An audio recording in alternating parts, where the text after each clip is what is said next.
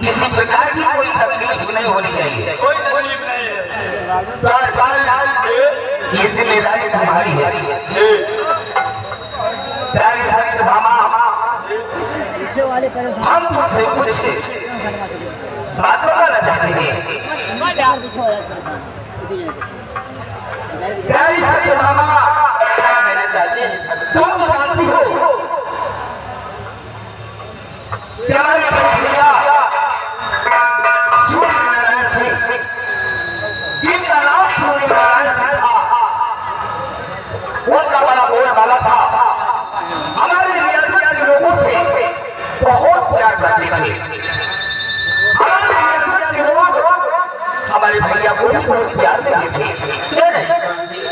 और हमारे सूर्य नारायण बड़े भैया के रहने पर हमारे रियासत के लोग जरूरतमंद इंसान उनके पास आया जाया करते थे, लेकिन कोई कभी खाली हाथ नहीं जाता था। जब आते थे तो खुश हो जाते थे। अचानक आज 25 वर्ष पहले की बात, हमारे सूर्य नारायण भैया, हमारे बड़े भैया की तबीयत खराब हो गई। अचानक तबीयत खराब होने के कारण वो लाचार हो गए। रियासत की जिम्मेदारी का भार हमें सौंप कर वो बेचारे दुनिया को छोड़कर चले गए। प्यारी संत भामा, नहीं है स्वामी जी। तुम तो जानती हो हमारे बड़े भैया के पास एक बेटा है जिसका नाम कयामत सिंह है। जिस समय हमारे भैया का इंतकाल हुआ उस समय कयामत सिंह का 5 वर्ष का था। कयामत सिंह 5 वर्ष का था। मैं सोचता था कि जब ये रियासत संभालने के काबिल हो जाएगा तो इस रियासत का आधा हिस्सा उसे दे दूंगा। भैया के अपने वातावरण, उनके व्यवहार उसे बताकर उसे कंधे पर रियासत का भार रख दूंगा। आज 2 वर्षों से हम देख रहे हैं कि कयामत सिंह के चाल चलन शैतानी राह पर रहे हैं। प्यारी संत भामा, नहीं है स्वामी जी। हम तुमसे कुछ क्या कहना चाहते हैं आप? सुनिए।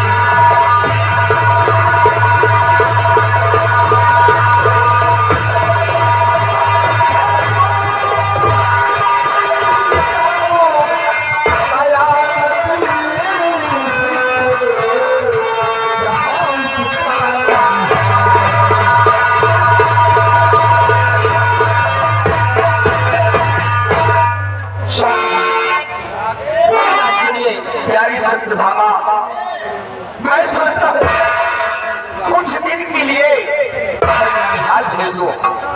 अगर ये ननिहाल में कुछ दिन रहेगा तो वहाँ की वातावरण, वहाँ के व्यवहार से इसके चाल चलन कुछ ठीक हो जाएगी। स्वामी जी आपसे कुछ कहना चाहते हैं?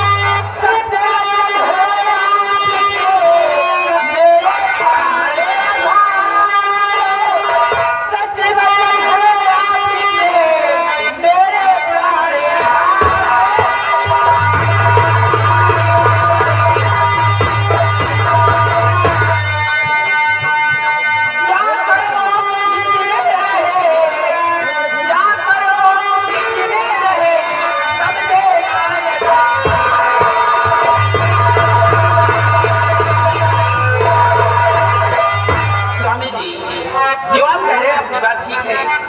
कुछ दिन ननिहाल में रहेगा, कुछ जाने समझने लगे एक हो जाएगा, तब उसे ये राजपाट ये अधिकार दे देना स्वामी जी।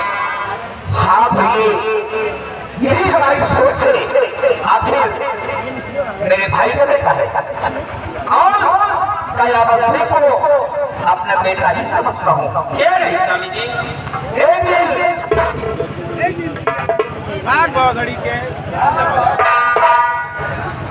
आखिर ये रियासत का आधे का हकदार तो ही है। आओ हम चलते हैं अपने रियासत की ओर।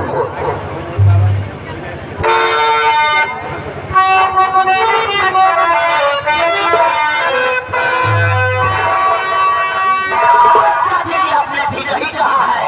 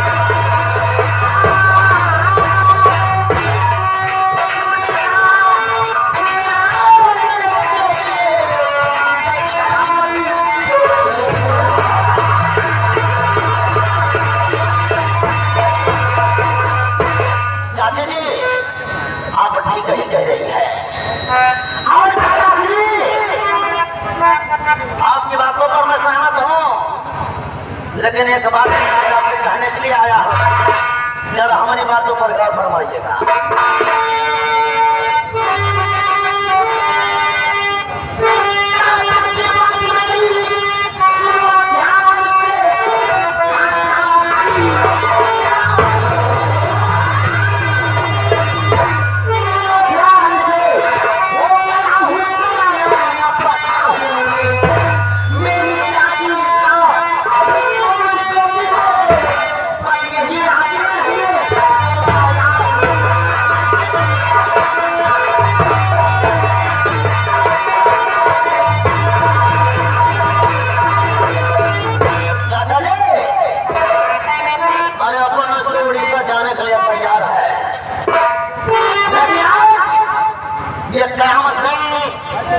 अपने जागीर के विषय में आपसे बातें कर रहा है।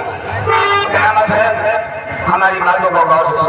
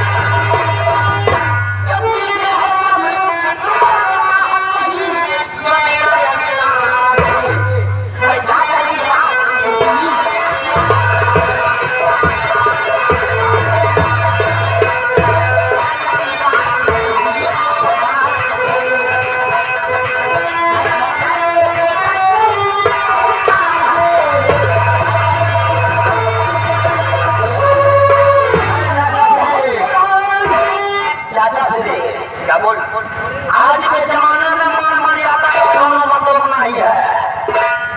जिसके पास माया है, मान मर्यादा माया के पीछे है। और ये क़यामत अपना हक आपसे मांग रहा है, इसमें इतना क्रोध में आने की क्या जरूरत है?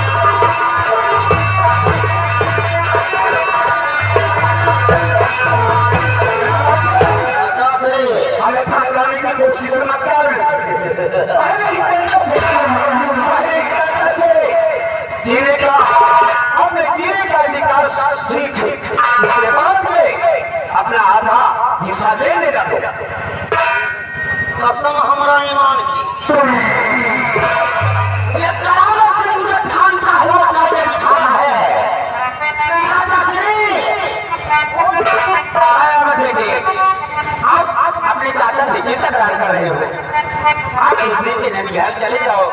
जब आप बड़े हो जाओगे तब आपको आपका हिस्सा दे दिया जाएगा। मैं आपकी कदर करता हूँ चाची जी, क्योंकि आपने मुझे पाला है, इसलिए आपकी बातों से मैं सहमत हूँ। मैं आज जाके रहा हूँ, ठीक है बेटे, अपने ननिहाल के लिए, लेकिन सोच लेना चाचा जी, वापस आने के बाद इस जज्जनपुर की रियासत का आधा हिस्सा हमें मिलना चाहिए। जाओ सोच लेना।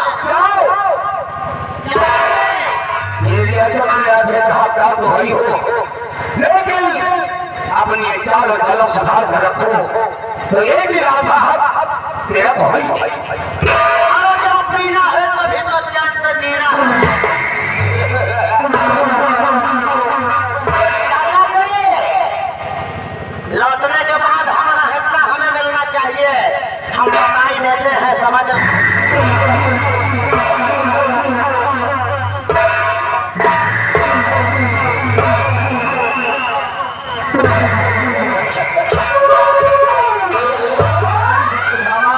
स्वामी जी कोई बात नहीं, बच्चा है, मेरा भतीजा है। जब ननिहाल जाएगा तो कुछ दिन रहेगा, सब समझ जाएगा।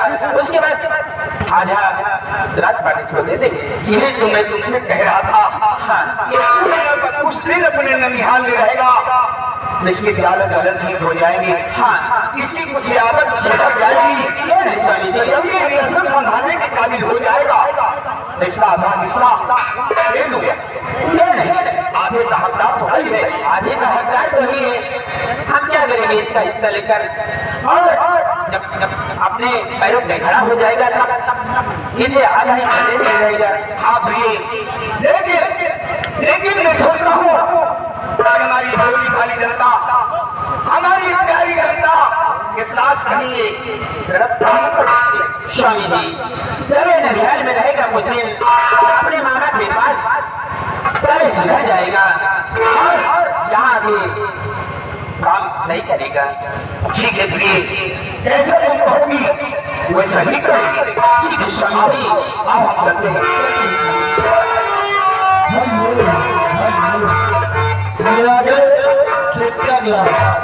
चिट्टकलाल भाई हमारे धर्मेंद्र भैया मालिक जी के ऊपर खुश होकर के खैराती में 50 रुपए का इनाम दे रहे हैं। मालकिन रोड से भैया के लिए धन्यवाद।